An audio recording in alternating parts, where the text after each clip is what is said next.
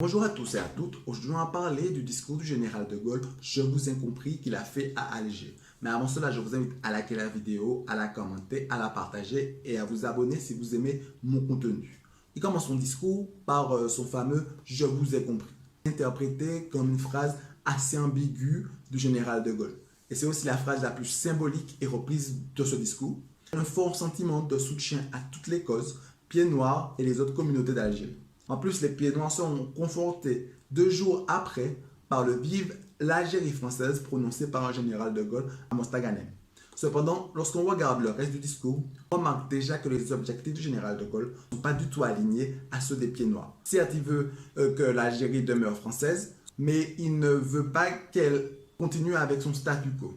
Donc il commence. Je sais ce qui s'est passé ici. Je vois ce que vous avez voulu faire. Je vois que la route que vous avez ouverte en Algérie, c'est de la rénovation et de la fraternité. Donc lorsqu'il parle de ce qui s'est passé, on voit clairement qu'il fait référence à la lutte armée de l'ALN avec l'armée. Puis, on voit qu'il y a 2 mots qui sont très importants dans sa première phrase. Il dit que la route qu'ils ont voulu ouvrir, c'est celle de la rénovation et de la fraternité. Donc, avec le mot fraternité, on voit déjà qu'il passe un langage familial.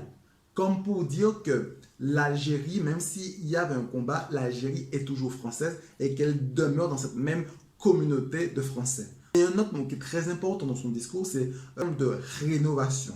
Lorsqu'on va un peu plus loin dans son discours, on comprend ce qu'il veut dire par rénovation. Il dit, eh bien, de tout cela, je prends acte au nom de la France et je déclare qu'à partir d'aujourd'hui, la France considère que dans toute l'Algérie, il n'y a qu'une seule catégorie d'habitants. Il n'y a que des Français à part entière, avec les mêmes droits et les mêmes devoirs. Cela signifie qu'il faut ouvrir des voies jusqu'à présent qui étaient fermées devant beaucoup. Cela signifie qu'il faut donner les moyens de vivre à ceux qui ne les avaient pas. Cela signifie qu'il faut reconnaître la dignité à ceux à qui on la contestait. Cela veut dire qu'il faut assurer une patrie à ceux qui pouvaient en douter en avoir une.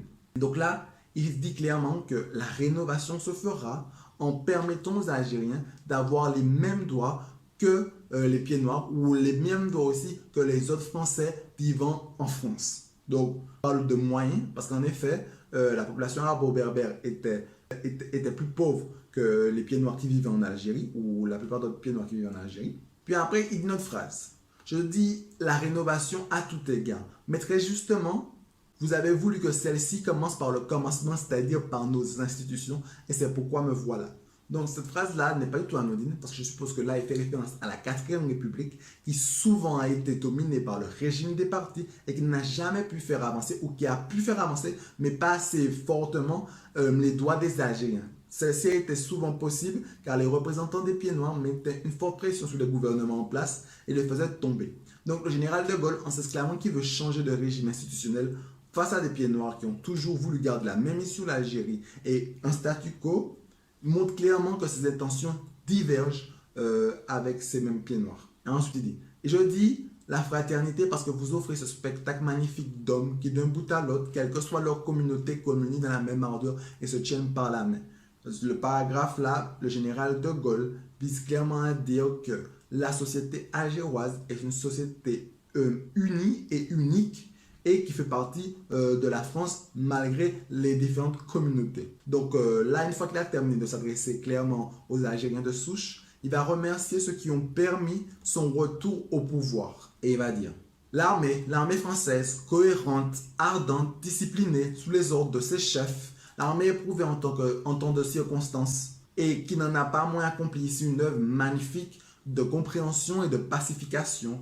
L'armée française a été sur cette terre le ferment, le témoin et elle est le garant du mouvement qui s'y est développé. Elle a su endiguer le torrent pour en capter l'énergie. Je lui rends hommage, je lui exprime ma confiance. Je compte sur elle pour aujourd'hui et demain.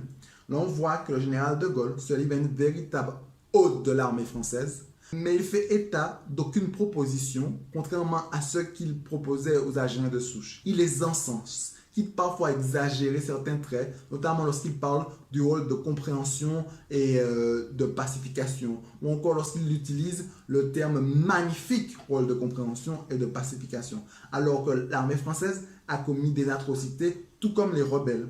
Pour moi, lorsque je lis ce passage, j'ai surtout la sensation qu'il cherche à endormir les Pieds Noirs pour gagner du temps. Il sait qu'il doit son retour aux Pieds Noirs et que la branche sur laquelle il est assis est pour l'instant fragile tant que sa 5e République n'est pas encore en place. Puis ensuite, il a terminé de s'adresser à l'armée, à travers l'armée aux pieds noirs.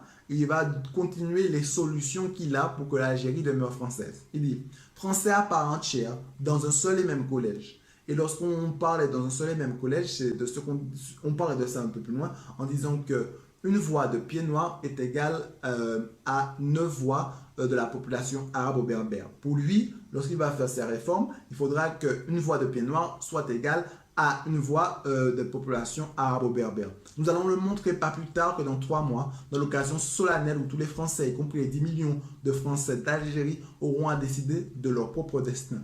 Pour ces 10 millions de Français, leurs suffrages compteront autant que les suffrages de tous les autres. Ils auront à désigner, à élire, je le répète, en un seul collège leurs représentants pour les pouvoirs publics comme le feront tous les autres Français.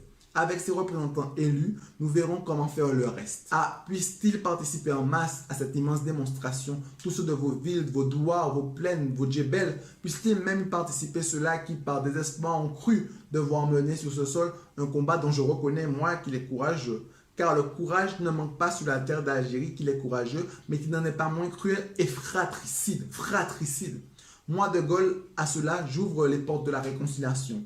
Jamais plus qu'ici et jamais, plus que ce soir, je n'ai compris combien c'est beau, combien c'est grand, combien c'est généreux la France. Vive la République, vive la France. Donc dans son discours, le général de Gaulle souhaite clairement que l'Algérie demeure française. Mais pour ce faire, il adresse ce qu'il pense être le véritable problème des Algériens de souche, à savoir l'inégalité de traitement entre les différentes communautés au sein de l'Algérie, qui parfois a porté atteinte aux intérêts de ceux qui l'ont permis de retourner au pouvoir. En fait, il compte énormément sur son aura et sa stature pour faire accepter des changements qui semblent inévitables aux pieds noirs, sans pour autant comprendre que le point de retour avait déjà été passé.